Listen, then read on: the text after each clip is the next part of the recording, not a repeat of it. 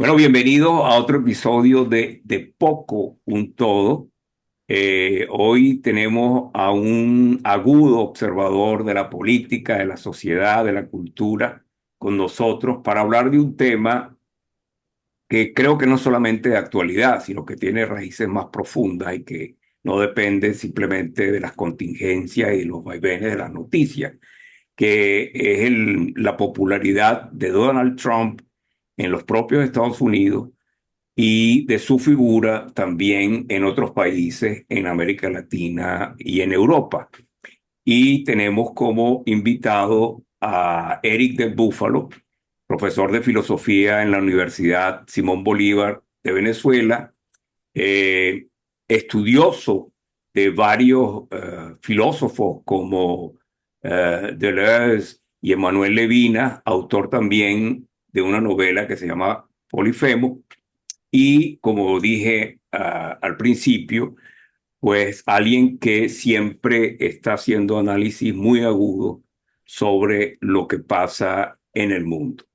Y por supuesto estoy con mi amigo y compañero de podcast, el historiador y analista internacional Ariel Segal. Así que bienvenido, Eric, a este podcast de Poco un Todo. Y quiero, antes de empezar a hablar del tema, quiero poner un poco en contexto lo de la popularidad de Trump y de su movimiento MAGA, porque estamos grabando el programa unos días después que su gobierno, el gobierno de Estados Unidos, decidió deportar a un grupo importante de personas, la mayoría de ellos venezolanos, en algunos casos acusados de ser miembros de la banda criminal El Tren de Aragua, y otros que al parecer no son miembros de ninguna banda criminal, sino que eran migrantes en situación que podemos llamar irregular en Estados Unidos, y todos ellos fueron enviados, como sabemos, a El Salvador, acogidos por el gobierno de Bukele, y ahora están en esta prisión que construyó Bukele allí. Pero sin embargo, a pesar de que ha sido una medida que algunos califican como arbitraria, en la que no se ha respetado la ley ni la constitución de los Estados Unidos, muchas personas, no solo en los Estados Unidos, sino fuera de Estados Unidos, han comentado positivamente esta decisión. Y llama la atención incluso que muchos venezolanos que viven fuera del país también hayan aprobado esta decisión que parece arbitraria. ¿Qué explica la popularidad de un personaje como Trump? Y particularmente, ¿qué explica el hecho de que incluso cuando Trump toma decisiones que parece que va contra los intereses, por ejemplo, en este caso de los migrantes venezolanos, incluso hay gente que lo apoya? ¿Cómo podemos explicar eso, Eric? Bueno, muchas gracias, Isaac. Muchas gracias, Ariel. Muy contento de estar con ustedes hoy. Déjame comenzar por un comentario previo. Comencemos con el problema venezolano y ahí vamos un poco estructurando el fenómeno de Trump a partir de los propios hechos empíricos, ¿no? Cómo se va mostrando en las contradicciones mismas, ¿sí? Si me permites, porque arrancaste por ahí la pregunta, ¿no? Fíjate, en primer lugar, yo lamento, yo siento que la población venezolana en Estados Unidos es muy susceptible de volverse el gran chivo expiatorio del extranjero malvado que está dominando el país por dos razones principales. En primer lugar, porque en Venezuela no hay un gobierno que la represente, más bien hay un sistema, un régimen que la instrumentaliza. O sea, el propio régimen venezolano negó aviones para traérselos acá una vez que supo que no iban a ser renovadas las licencias petroleras, ¿no? Entonces usa a sus propios ciudadanos como ficha de canje, lo cual es terrible, nefasto, por supuesto. No hay ni siquiera que desarrollar eso, ¿no? Viola todo principio político, ético, o sea, no solamente de la democracia, sino de cualquier nación que se respete. En segundo lugar, porque los venezolanos no tienen un lobby fuerte en Estados Unidos, a diferencia de otras nacionalidades, ¿no? Si bien es cierto que en Cuba hay un régimen mucho más activo que el venezolano, eh, hay un gran lobby cubano que tiene mucho poder en el estado de la Florida y no va a permitir que pase eso con sus ciudadanos, aunque estén ilegales. Igual pasa con los chinos, hay muchos chinos, hay más chinos tal vez ilegales que venezolanos, tampoco, pero no se va a poder pelear con una potencia como China por eso. Entonces, lamentablemente, lo primero que hay que decir es que los venezolanos son la víctima más fácil, más obvia, para ser el chivo expiatorio de la xenofobia, porque no tienen ni en su país alguien que lo represente, ni en el propio Estados Unidos tiene un lobby suficientemente fuerte para hacer presión en la administración de Trump. Dicho esto, eh, muchos venezolanos creo que apoyan a Trump porque se sienten, en primer lugar, hay, hay varias cosas. En primer lugar, hay algo que es muy obvio, que se reencarna la división social que siempre ha habido en Venezuela entre dos estratos, casi dos instancias irreconciliables sociales de la sociedad, que viene de la guerra. Una vez lo hablamos en un programa tuyo que tenías antes, sobre las contradicciones no resueltas de la guerra civil, ¿no? Lo que antes se llamaba el pardaje y los blancos criollos. Eso nunca se resolvió en Venezuela. La democracia trató de hacerlo, pero evidentemente no fue lo suficientemente eh, profundo. Y Chávez reabrió esa caja de Pandora y en Venezuela hay una división social entre clases sociales muy fuertes, ¿no? Lo que llamamos aquí el barrio y la ciudad. Y creo que muchos venezolanos en Miami que se sienten, sobre todo en Miami, pero en todo Estados Unidos, se sienten ya parte de la sociedad americana y clase media alta, tienen casi el mismo desprecio por su connacional y que puede tener un WASP, un White Anglo-Saxon Protestant, ¿no? Como te dice. Eso como el telón de fondo. Pero además muchos sienten que si son, que son menos ilegales, eh, ellos, en tanto que ya son ciudadanos o tienen una green card, van a estar más seguros, lo cual es falso, lo cual es cuestionable. Lo paradójico, y esto sí no me lo explico muy bien, es que hay mucha gente que tiene permiso temporal de ley, como tú bien sabes, 300.000 venezolanos, y muchos de ellos que están en una situación de vulnerabilidad legal muy grande, igual apoyan estas medidas, ¿no? Pienso que se identifican un poco con el verdugo para no identificarse con la víctima, ¿no? Eso es un fenómeno que se aplica en psicología de masa. Eso puede estar ocurriendo. Más allá de eso, de estos factores no me lo explico mucho. Hay muchos factores de desprecio hacia Venezuela por todo lo que se sufrió aquí, de tratar de volverse americano, despreciando los orígenes, etcétera. Pueden haber muchas causas de esto. Ahora, ciertamente, quería adelantar un poco eso de la situación venezolana en particular, ¿no? Que creo que es bastante grave desde el punto de vista, yo ni siquiera te digo de los derechos humanos, te digo de derechos de gente del siglo XVI para acá. O sea, de instrumentalizar como terrorista a una sola población civil, ¿no? Eso es increíble y eso es bastante novedoso. Y la última vez que eso ocurrió, pues no fue muy bueno el destino, ¿no? En cuanto a Trump, la popularidad interna de Trump no creo que sea la misma que puede tener o la simpatía que pueda inspirar afuera de Estados Unidos, ¿no? Aunque coincidan en algunos ámbitos.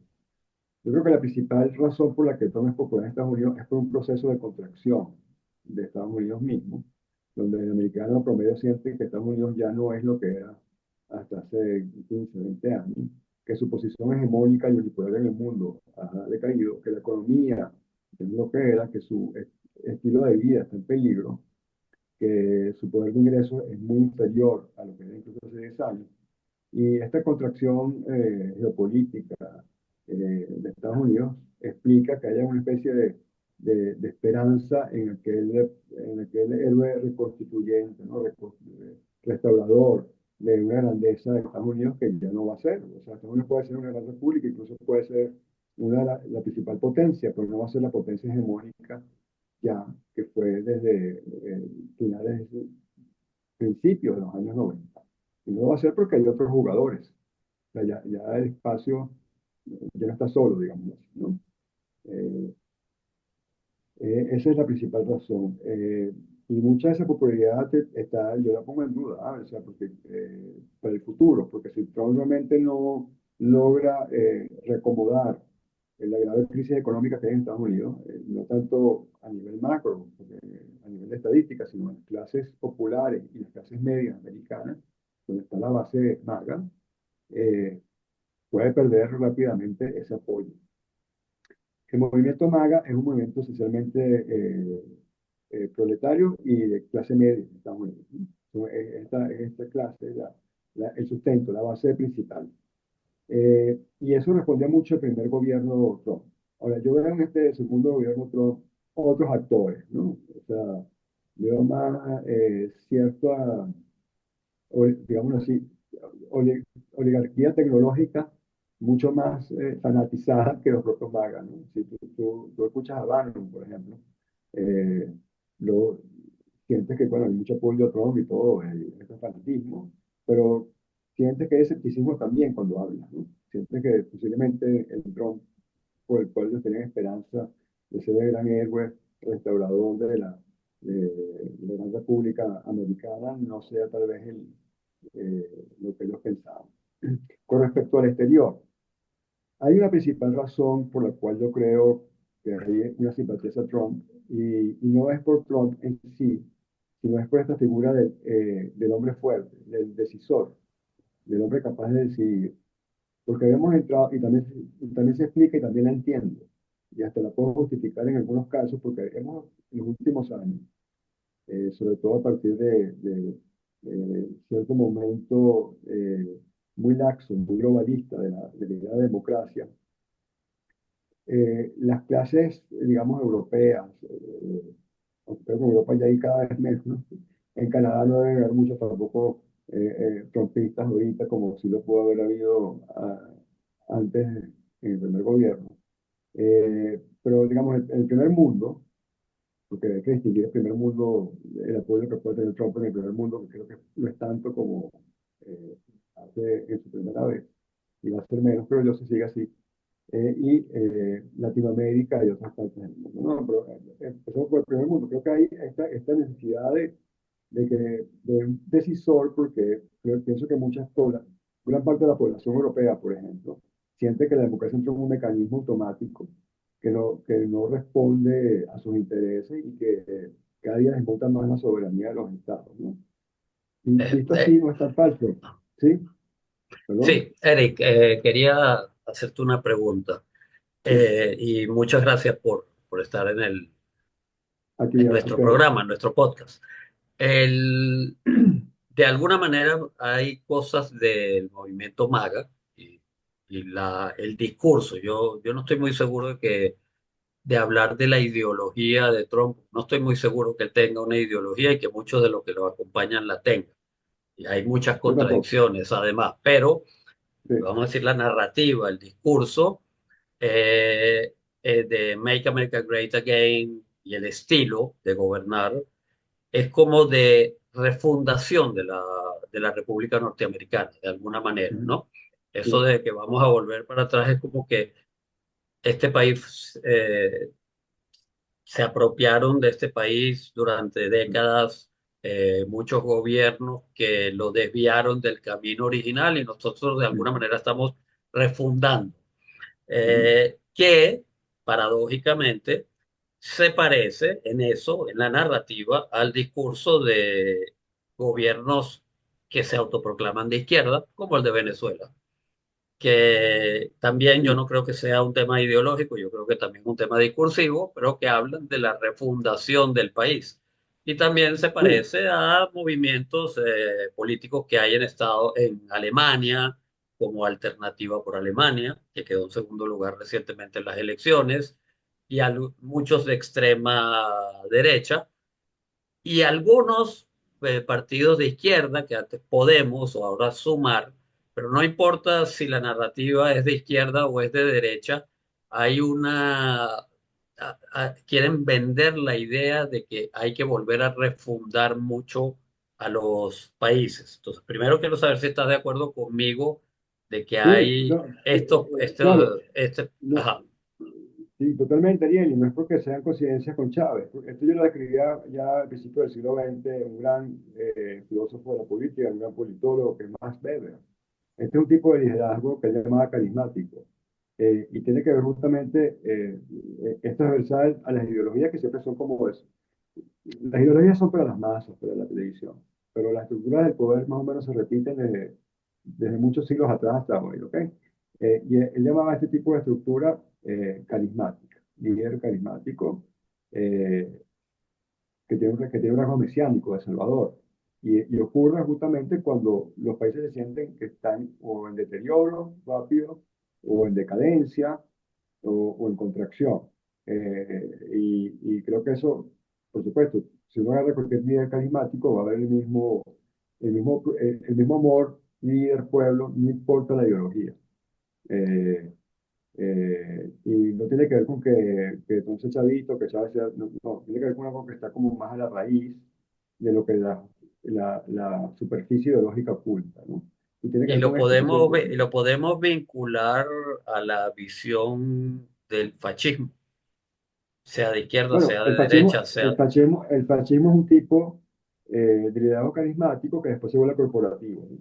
Eh, eh, Digámoslo así, yo diría que la esencia de la podemos ver muy bien, hay un liderazgo carismático que puede tener muchas formas. Puede ser de extrema izquierda, puede ser de centro incluso, puede ser de derecha, puede ser fascista. Pues.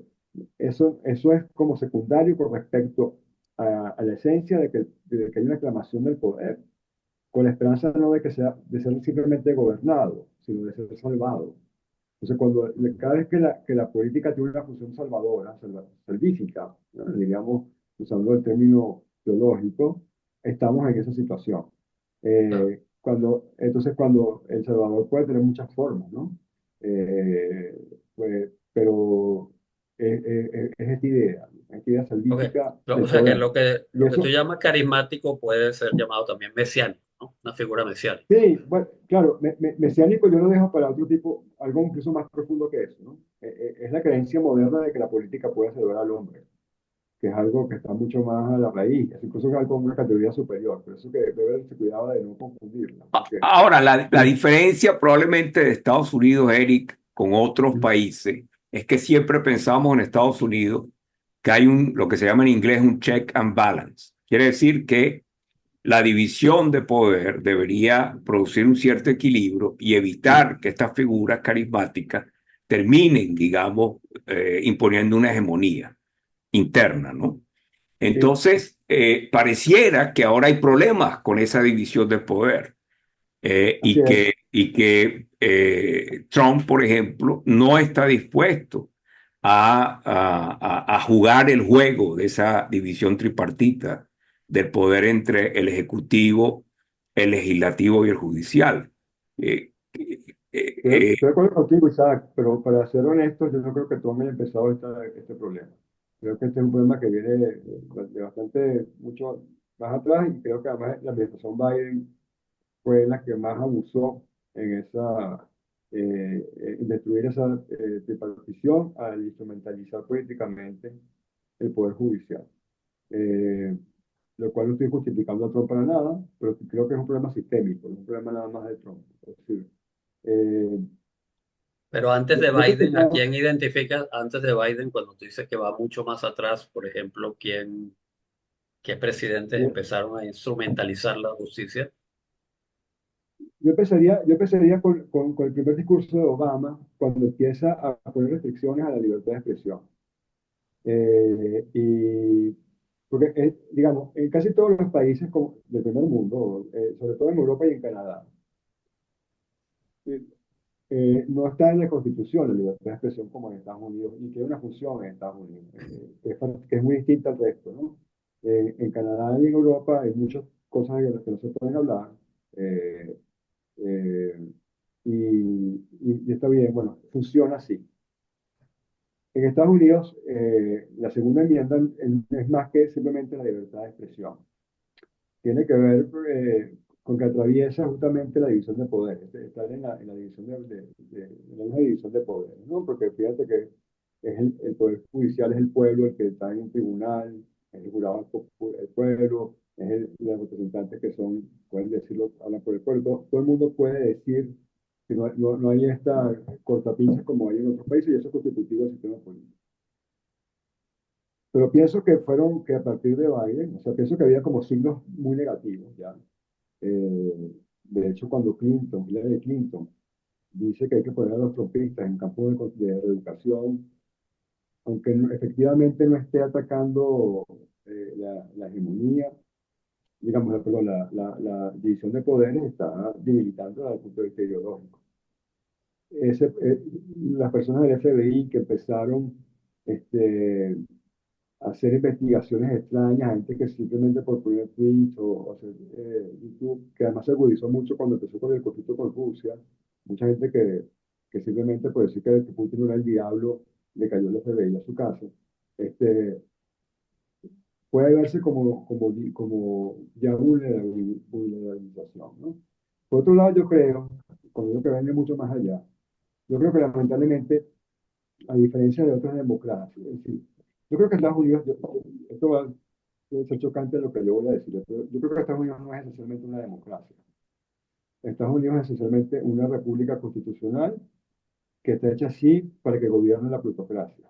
Y que eso es lo que le ha dado su éxito, entre comillas, ¿no? Su esplendor económico, aunque también ha exacerbado las contradicciones sociales como ningún otro país del primer mundo, ¿no? O sea, sí, digamos, Estados Unidos es el único país del primer mundo donde hay pena de muerte, no hay educación pública, no hay perdón, salud pública, ni educación de segundo nivel, avanzada, pública. Eh, eh, no hay división realmente de Estado-religión en muchos estados. O sea, tiene características muy particulares que son muy distintas al resto de lo que llamaríamos el G7, ¿no? El G8. Eh, es muy particular. Estados Unidos es un continente. ¿No? Y yo creo que, aunque hay democracia, porque la gente vota, y además vota en segundo grado, ¿verdad? Este, eh, uno puede decir que hay cierta democracia, lo que el aparato esencial de Estados Unidos, de hecho, en la Constitución americana nunca se habla de democracia, lo que hay es la vieja idea romana de república, actualizada a la modernidad con división de poderes, como decía Tocqueville, ¿no? Entonces es una república constitucional donde la democracia es simplemente el medio de tramitar algunas cosas, pero que no afecta la esencia del Estado americano. Eh, Ahora, yo entonces, quisiera, eso también lo hace más invulnerable a los líderes mesiánicos. Aunque, Isaac, ahí yo creo que por eso que es lo que he hecho Canto ahorita, ¿no? Porque Estados Unidos siempre tuvo como esta porque todos los países europeos en un momento cayeron, una vez que dejaron las monarquías, cayeron en un momento en grados terribles como Alemania o Italia, o en menor grado como en otras latitudes, eh, en estados no democráticos, ¿no? Pero en Estados Unidos siempre pudo este juego sobre todo este gran poder digamos, el principal poder de Estados Unidos siempre fue el poder judicial. El hecho de que el poder judicial velara sobre los derechos de las personas, libertades, la Constitución. Es cuando empieza a haber presión de lobbies y de cosas sobre el Poder Judicial que se empieza a debilitar esta tripartición del poder. Y no sé qué va a hacer Trump. No sé si Trump va a acelerar esto o no. Es posible que lo termine haciendo, ahora, que ahora significa lo que que tú comentaste en algún momento, hablaste de una oligarquía tecnológica que ahora se muestra ah, abiertamente, digamos, sí, sí, ejerciendo el sí, poder. sí, sí, Eh, completamente. ok, y lo estamos viendo, digamos, en el hecho, está a la vista de todo el mundo, Sí, digamos, que una figura como Elon Musk es nombrado por Trump en una posición clave, digamos, para bueno, no sé, desmantelar, dicen algunos, a la burocracia del gobierno, otros para hacerla más eficiente. Bueno, hay diferentes maneras de interpretarlo, pero lo que está claro es que probablemente el hombre más rico del mundo, ¿verdad? Sin haber sido electo por nadie, sin haber pasado por ningún proceso de veto en el Congreso, etcétera, etcétera, tiene una posición de poder donde los conflictos de intereses son obvios. Entonces, ¿qué ocurre ya cuando, digamos, ese dique que por lo menos mantenía las apariencias entre una división entre el dinero y el poder político, cuando ese dique se rompe? ¿Qué ocurre entonces?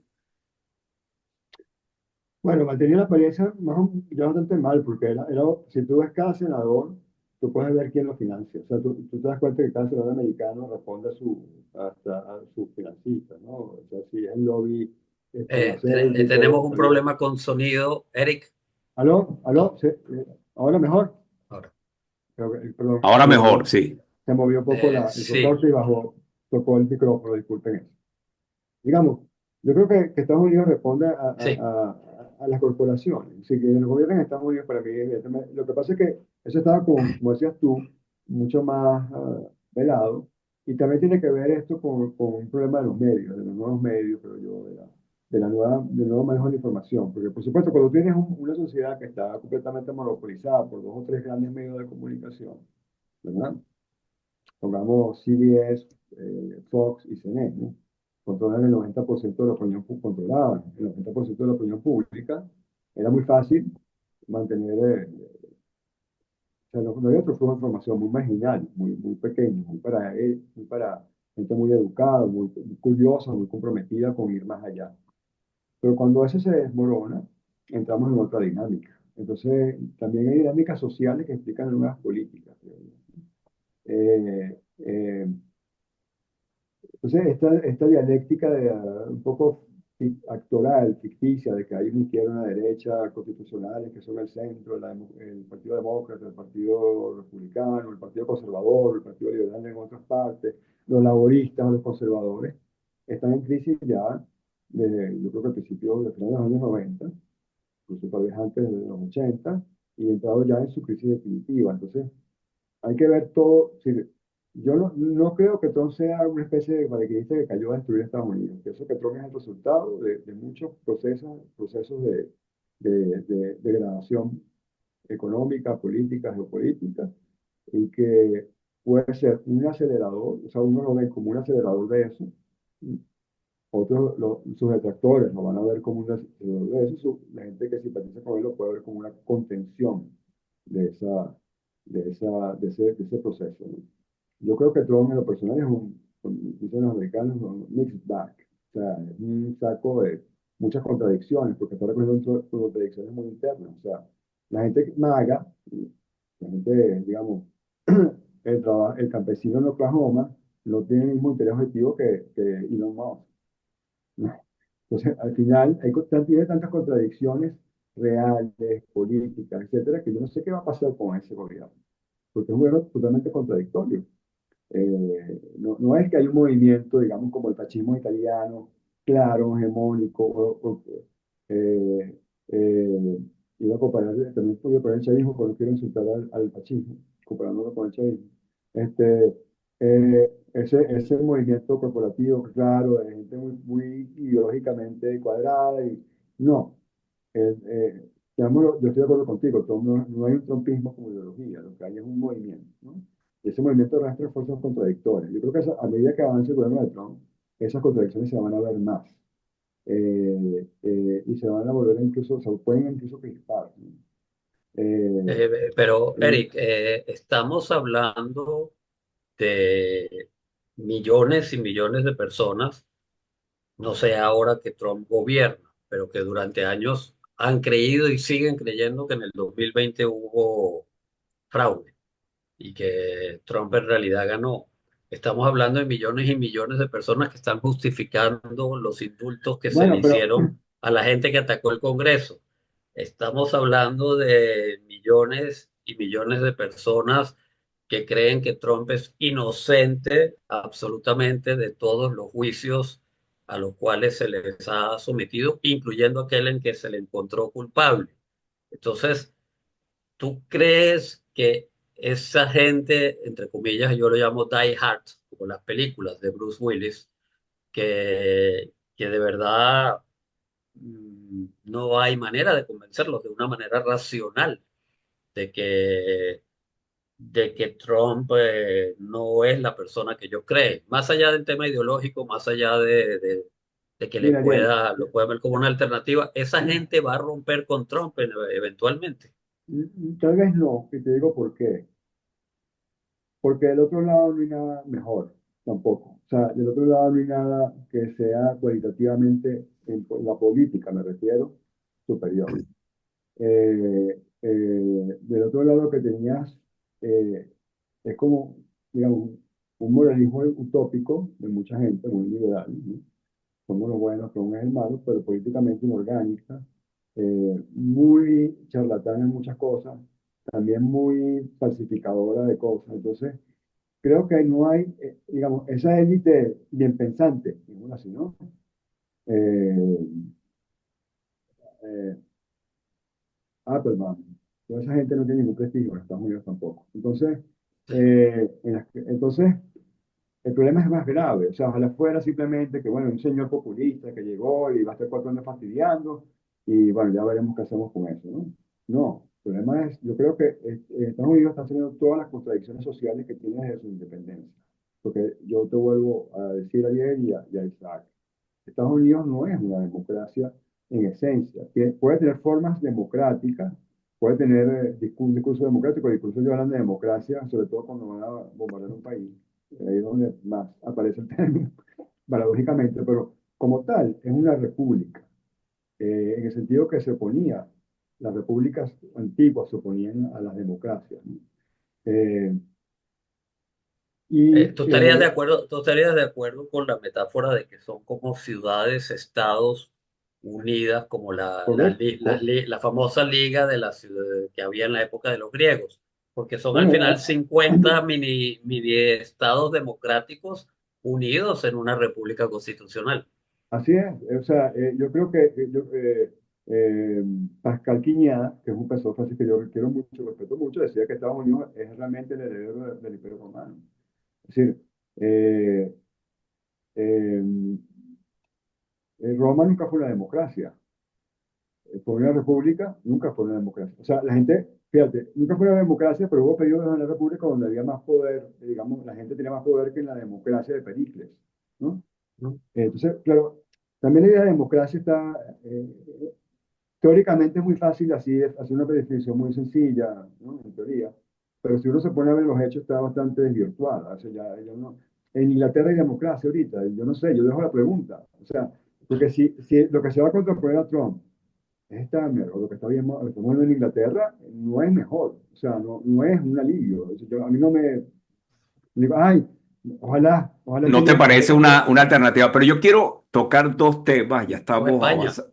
Bueno, Sí, o España. te voy a tocar un punto. O sea, el primer ministro que acaba de salir de Canadá es mejor que Trump. O sea, ¿en qué sentido destruyó menos Trump? O sea, bloquearle la cuenta bancaria a alguien por protestar, a mí me parece que es un grado mucho más violento de poder autoritario que las tonterías que puede decir Trump o las manifestaciones. O sea, yo no estoy defendiendo a Trump, ojo, yo no defiendo a nadie. Yo aprendí desde chiquito, hace mucho tiempo, que política hay que defender tendencias y principios y no a personas, porque no conviene, se van a decepcionar de temprano.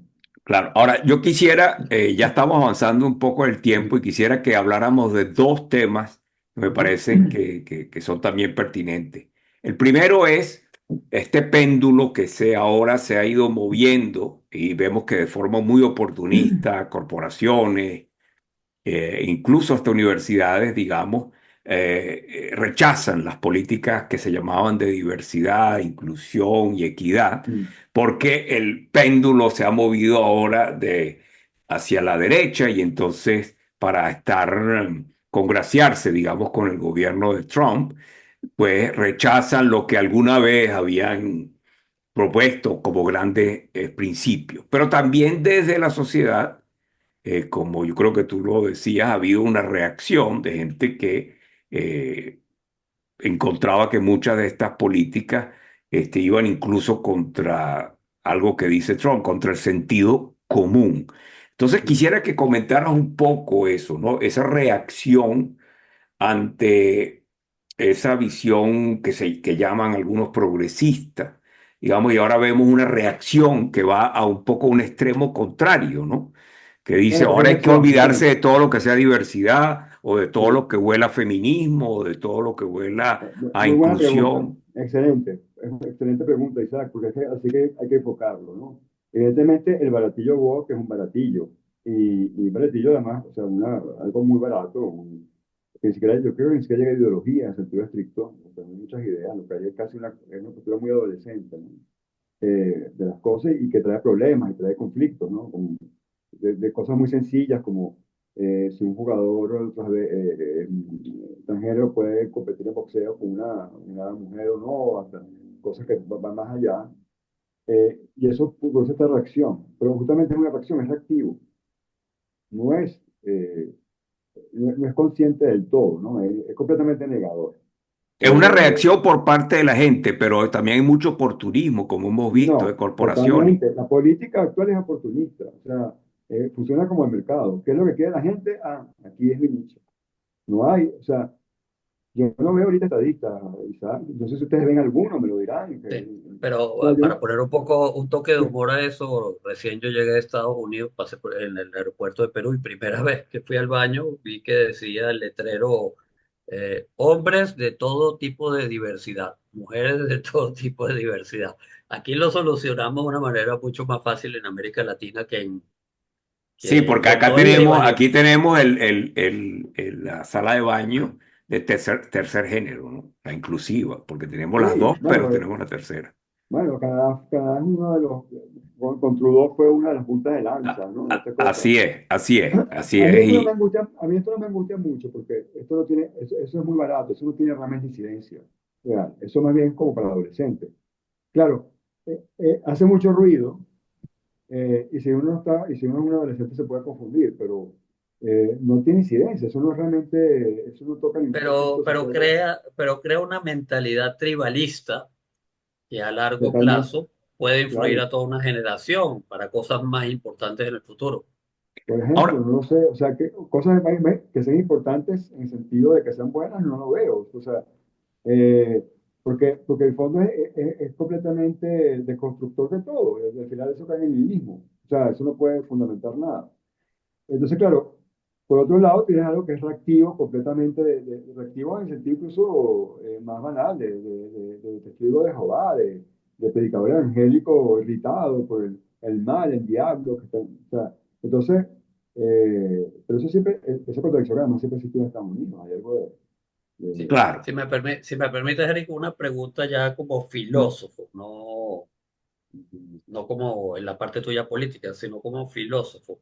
¿Cómo explicas tú que en el siglo XXI, después de la Ilustración, el racionalismo y todas las fases evolutivas del pensamiento que pasó el ser humano, estemos otra vez con el tema, en mi opinión, de vueltas al nacionalismo, vuelta al imperialismo, vuelta a de nuevo ciertas ideologías con tendencias autocráticas o totalitarias y vuelta a la religión? O sea, estamos con un poquito lo peor de todos los mundos anteriores. bueno, tienes una idea muy modernista de la realidad. Yo no soy tan moderno en eso. Yo no soy tan, o sea, yo no creo que la ilustración haya sido la gran, digamos, estos diacronismos, lo que estamos haciendo es distópico porque ya pasó, ¿no? Que es un poco absurdo, pero como ejercicio. Yo pienso que todo lo que tú nombras son creaciones modernas, antes no existía. En la Edad Media no había nacionalismo. Eh, había cristianos, había moros y había judíos. No habían, o sea, no era, ni siquiera había franceses ni italianos, cada quien tenía su pueblo y defendía su pueblo y a 20 kilómetros de ahí era otro extranjero. ¿Ok? Eh, el fanatismo ideológico tampoco, no existen ideologías. Entonces, esta visión de que éramos tan, Los totalitarismos del siglo XX, ¿no te parece que eran son modernos. O fanatismos sea, no hay ideológicos? nada más moderno que el nacionalsocialismo. No hay nada más moderno. O sea, en el sentido Por eso, ilustrado. pero O no lo sea, es el superamos. lado Estamos en oscuro el en el siglo, sentido ilustrado. Es el claro, pero lado estamos en oscuro en el el sentido siglo ilustrado. XXI y no lo superamos. Bueno, pero eso no pasó hace mucho tampoco, Ariel. O sea, digamos, la Segunda Guerra Mundial, todavía hay gente que está viva, que la vivió. O sea, desde el punto de vista histórico eso no es nada, ¿no? Ok. Ahora, también quiero decir, yo creo que la modernidad siempre ha sido muy complicada y ha tenido como Belle Époque, ¿no? Hubo la Belle Époque entre la guerra de Crimea, la Belle Époque tradicional, entre la guerra de Crimea y la Primera Guerra Mundial. 70 años más o menos de paz, de progreso, de liberalismo, etcétera, etcétera.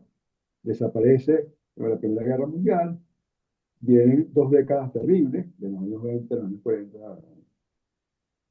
Acaba la Segunda Guerra Mundial, pasa la primera posguerra y empieza otra la nueva Belle Époque, las democracias liberales perfectas, no hay conflicto sino en las periferias de Europa y las Américas, eh, mucho progreso económico, etcétera, más o menos duran más o menos lo mismo, 60, 70 años, ¿no?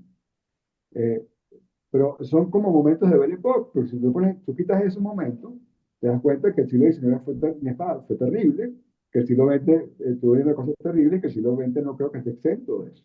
Entonces yo no creo que, eso es mesiánico, por ejemplo, creo que la ilustración es la salvación de la humanidad, ¿no?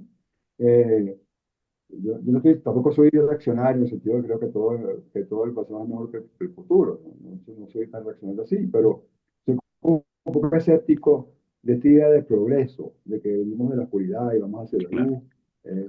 Hacia, Hay un tema entonces, que quisiera que tocáramos antes de cerrar, y también seguramente Ariel tendrá alguna pregunta, pero que son los imitadores de Trump. O sea, el estilo de ah, Trump se ha puesto de moda, ¿no? Como en algún momento creo que también probablemente el estilo de Chávez menos, porque Trump tiene una influencia muchísimo más importante, una referencia realmente global. Y entonces vemos que desde su primera presidencia le han salido imitadores en el estilo, en la forma un poco, no sé, vamos a decir, provocadora. Milei en Argentina, por ejemplo, un Milei en Argentina, o sí, un cierto autoritarismo con aspectos también mediatizados, Bukele en El Salvador.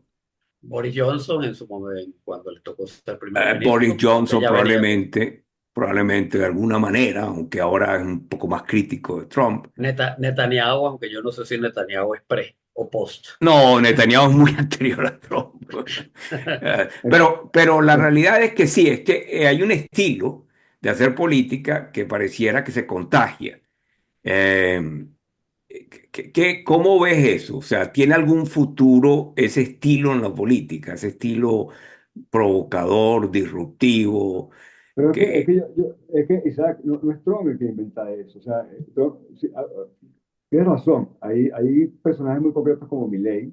Yo creo que Milei es realmente el copycat, ¿no? Porque Bukele tiene sus propias características, Netanyahu tiene sus propias características, incluso antes que Trump pensara en estar en política. Este, pero Erdogan y Orbán en Erdogan, Hungría. Erdogan es otro mundo aparte. Yo creo que, pero Milei sí lo quiere. Milei no solamente, no lo invita como personaje, Milei es más patético en ese sentido, que él pretende importar completamente el trumpismo a Argentina, como si Argentina fuera Estados Unidos, ¿no?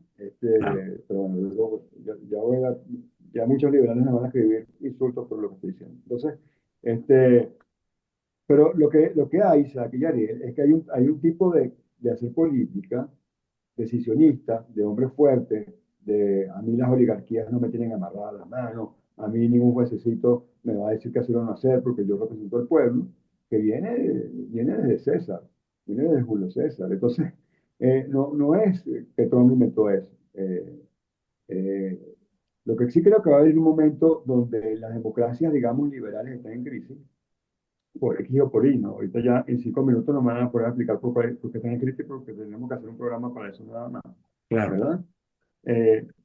Y en esa crisis de las democracias liberales, de las democracias representativas, van a aparecer más personajes de este tipo, ¿no? Y la gente, lo que, y aparecen porque la gente los aplaude, o porque hay gente que quiere y hay un nicho de mercado para ese tipo de personas, ¿no? Eh, ¿Qué tanto pueden hacer realmente? No lo sé, porque yo tampoco creo que ellos sean los que gobiernan del todo. Yo creo que detrás de ellos hay grandes intereses que les atan las manos. O sea, ¿es Trump realmente libre de hacer lo que le dé la gana? Yo creo que no. Yo creo que tiene demasiados poderes económicos, tiene demasiados lobbies detrás, tiene demasiados intereses cruzados como para ser tan... eh, eh, en Europa menos todavía. En Europa son más funcionarios que otra cosa. Meloni, por ejemplo, el caso de Meloni que es muy esclarecedor. Meloni, toda su campaña que ella se identifica con Trump en Italia, ¿no? O sea, explícitamente, como Vox en España, o sea, son aliados políticos. Ella también tiene ese discurso total, pero está en una burocracia tan grande, tan restrictiva, que lo que puede hacer Meloni es casi nada. O sea, el gobierno de Italia, como gobierno italiano, no puede hacer casi nada en Italia. Tiene que pedir el permiso de Bruselas. Entonces, eso en Europa. En Estados Unidos no se lo tiene que pedir a Bruselas, pero se lo tiene que pedir a la farmacéutica, se lo tiene que pedir al complejo industrial militar, que tiene fichas adentro del cuerpo de seguridad, o sea, etcétera. Entonces, no, yo no veo tampoco, o sea, eh, much to do about nothing, o sea, mucho Exacto, ruido y pocas nueces, exacto. mucho ruido y pocas nueces en el fondo. Claro, O como, sea, que como la para gente ti, se, o sea, nosotros hombres modernos, Ariel, que tú tanto reivindicas, somos más sí, sensibles a las palabras a veces que a lo que vemos, ¿ok?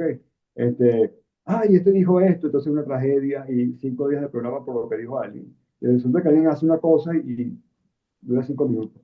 Entonces, hay sí, mucha pero la palabrería, hay capacidad mucho. de, la capacidad de Trump y su gente de alguna manera afectar el sistema constitucional en Estados Unidos, incluso hasta de repente poder lograr una reelección, aunque no puede legalmente, pero está demostrando que está desafiando el sistema judicial. ¿Eso sí crees que es posible? Porque eso de por sí ya es grave y ya es un cambio importante. Te digo, Estados Unidos tiene su grandeza para bien o para mal, con todas sus irregularidades y todo su tercer mundo que tiene adentro. Estados Unidos tiene grandes regiones de tercer mundo adentro y contradicciones.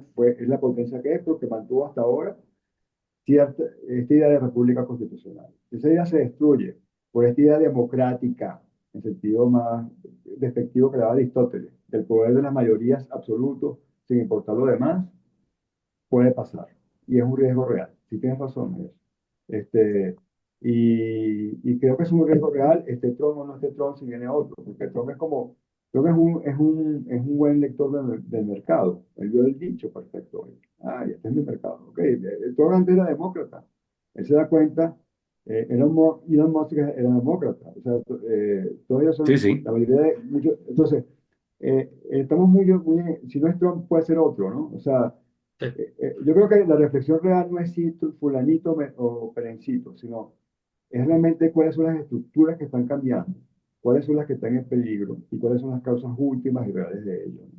Claro, eso ya, si ustedes Claro, quieren y ahí si esa, invitarme alguna otra vez, después claro, puedo podríamos, exacto, opinar. eso te iba a proponer que podríamos Ujú. hacer otra, digamos, otro programa sobre ese tema, porque lo que tú has asomado, lo que asomó Ariel como posibilidad, digamos, de una reelección de Trump yendo completamente contra el orden constitucional y posibilidad que tú no descartas en la medida en que ese orden constitucional podría venirse abajo, tendría un efecto muy serio en el resto del mundo. Abriendo una caja de Porque, Pandora. Sí, sí, exactamente, Estados Unidos de hecho, como el gran Eric, moderador, ¿no? así El gran es. sí. paradigma en el Eh, modelaje. y de Sí. hecho, Eric, sí, yo tengo un curso, te comento, que se llama la crisis de la democracia liberal en el siglo XXI. Entonces, Mm. creo que podría ser un muy buen tema para un próximo podcast. O- Seré muy feliz porque la pasé muy bien hoy, amigo. Bueno, te Ok, agradecemos mucho. Isaac, Ok, ok. hacemos entonces ese para la Bo- semana que viene. Ok, Bueno, lo Comprometemos coordinamos con a Eric, Eric. bueno, lo Isaac, coordinamos. no sé, Isaac tampoco quiere exagerar. Vamos a que Isaac coordine y no, pero sí pronto. Lo coordinamos, pero siempre será un placer y de verdad que muchas gracias, Eric, Gracias. por haber aceptado la Placer. invitación y haber dado luces sobre un tema que es verdad, muchas palabras, pero que está teniendo efectos reales, ¿no? Sobre el mundo. El mundo está cambiando y creo que a veces nos sentimos desbordados y queremos entender mejor hacia dónde vamos. Así que Así muchísimas es. gracias y Bueno, hasta la muchas próxima. gracias, amigo. Bueno. Gracias, Ariel. Hasta la próxima. Gracias por vernos. Gracias, Eric.